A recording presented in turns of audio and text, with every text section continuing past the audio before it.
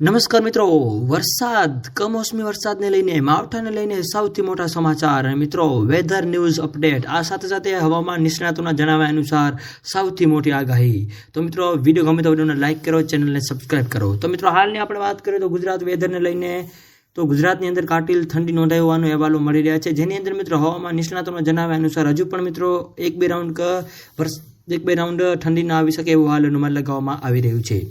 આ ઉપરાંત મિત્રો હવામાનની સૌથી મોટી આગાહી અનુસાર અમુક વિસ્તારોની અંદર પશ્ચિમી વિક્ષોભના કારણે પવનની ગતિમાં ઓછા અંશે હાડ થીજવતી ઠંડી જોવા મળે એવું હાલ, એટલે કે ભારે ઠંડી જોવા મળી શકે છે. આ સાથે સાથે આગામી 2 થી 3 દિવસ દરમિયાન વાતાવરણમાં પલટો પણ આવી શકે છે અને ગાઢ ધુમ્મસ પણ જોવા મળી શકે છે એવું હાલ અનુમાન લગાવવામાં આવી રહ્યું છે. તો મિત્રો બીજી બાજુ પશ્ચિમી વિક્ષોભના કારણે ઉત્તર ગુજરાત, પૂર્વ મધ્ય ગુજરાત, દક્ષિણ ગુજરાત અને કચ્છ તેમજ સૌરાષ્ટ્રના અલગ અલગ જિલ્લાઓની અંદર જે છે એ ઠંડીમાં ઓછા અંશે વધારો ઘટાડો જોવા મળી રહ્યો છે, તેમજ દરિયાકાંઠાના વિસ્તારોની અંદર પવનની ગતિમાં ઓછા અંશે વધારો જોવા મળી શકે એવું હાલ અનુમાન લગાવવામાં આવી રહ્યું છે. તો મિત્રો બીજી બાજુ 4 થી 8 ફેબ્રુઆરી દરમિયાન અલગ અલગ વિસ્તારોની અંદર હવામાન નિષ્ણાતોના જણાવ્યા અનુસાર ઠંડીમાં ઓછા અંશે વધારો ઘટાડો પણ જોવા મળી શકે છે.